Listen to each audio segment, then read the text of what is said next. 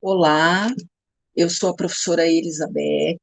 sou professora do curso de Educação Física, ministro o componente curricular de Recreação e Lazer, e juntamente com a Cristina De Marco, vamos apresentar o trabalho intitulado Brincadeiras Tradicionais Infantis, Roda de Conversa e Tema de Blog.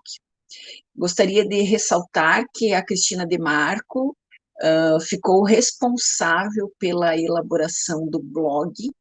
que faz um resgate, faz uma síntese de todas essas atividades que foram desenvolvidas dentro do componente curricular, e coube então a Cristina a fazer toda essa parte de logística, de fazer uma síntese e uma pesquisa para que fosse possível então fazermos a publicação no blog da universidade. A ludicidade, ela se utiliza dos jogos e das brincadeiras para ensinar, principalmente nas faixas etárias menores, né, as crianças. É, a ludicidade é um aspecto muito rico, pois por meio dela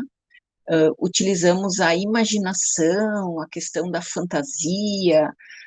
que é muito característico das crianças nessa faixa etária, pois proporciona prazer, envolve a questão dos sentimentos, da emoção, da socialização, enfim, né? Dentro do componente de recreação e lazer, nós utilizamos dos jogos e das brincadeiras para estudar, então, de que forma é possível acontecer esta relação da fantasia, da imaginação, do aspecto prazeroso com a questão motora, né? E os estudantes, então, acabam identificando, né, os aspectos que podem ser relacionados como uma melhor forma para o desenvolvimento do esquema corporal, das capacidades motoras, enfim, né, promover todo o desenvolvimento motor de uma forma prazerosa, de uma forma lúdica, de uma forma que envolva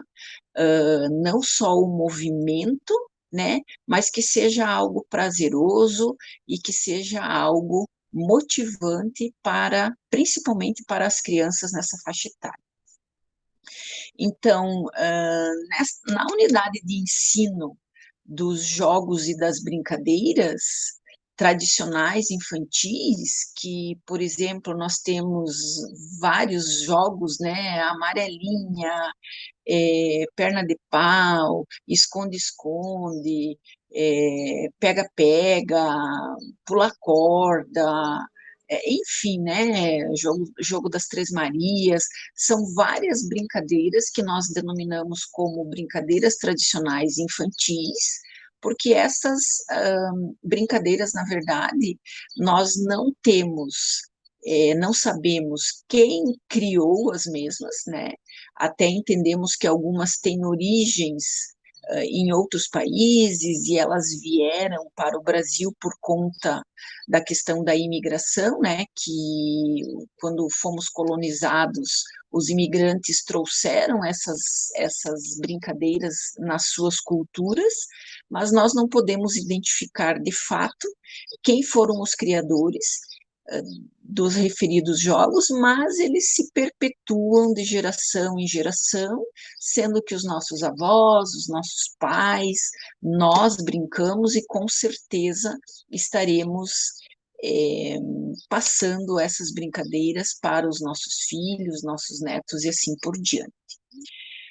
Então, dentro desta unidade de ensino, os acadêmicos, dentro das atividades do componente curricular, tinham uma atividade que era justamente conversar com os seus pais e com os seus avós para que identificassem algumas brincadeiras que os mesmos realizavam ou faziam, né, na sua infância, no sentido de identificarmos um número expressivo de possibilidades para que fosse discutido, então, num segundo momento. pois dependendo das regiões onde estes acadêmicos residem, existem diferenças na realização, existem possibilidades diferentes e jogos também que alguns conhecem e outros não. Então, num segundo momento, né, após que os estudantes realizaram esta conversa, né, com os seus pais e com os seus avós, estes relatos foram trazidos para um dia específico do componente curricular, foi organizada uma discussão, né, com explicações, com entendimentos, com esclarecimentos acerca dessas possibilidades. Foi organizado um fórum e, na sequência, então, foi organizado um blog com alguns relatos mais marcantes e com mais destaque, e na sequência, então, as principais brincadeiras ou as brincadeiras que tiveram maior evidência foram apresentadas neste blog dentro do site da UNOESC, com a descrição de como esta brincadeira acontece, como que se desenvolve, quais são os materiais, quais são os elementos que fazem parte daquele jogo ou daquela brincadeira. Então, também, por conta da pandemia, foi uma atividade muito rica, pois esta situação onde essa transmissão da brincadeira de geração para geração, existe um envolvimento da família, existe um envolvimento dos pais e dos avós, no sentido de transmitir esta brincadeira para as crianças. Então, são brincadeiras simples, elas não são brincadeiras complexas, mas que elas possuem uma gama muito rica de desenvolvimento de habilidades motoras, pois em tempos anteriores ou em outros tempos, né,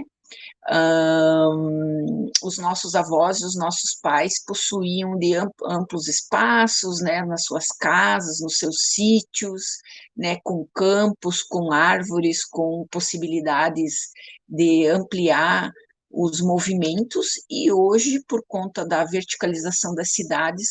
as crianças elas estão muito restritas, né, em apartamentos, com espaços reduzidos, e também nós temos a situação da tecnologia, que acaba afetando e acaba ocupando também um pouco do tempo das crianças. Então, essa possibilidade de transmitir as brincadeiras para as novas gerações, né, essas brincadeiras tradicionais, elas que fazem parte da nossa cultura, é um momento muito importante, muito rico de transmissão da cultura. E identificamos que isso também foi possível, né, pela ênfase dessa conversa com os pais e com os avós, e materializado no blog da universidade e também pelas rodas de conversas que aconteceram dentro do componente curricular.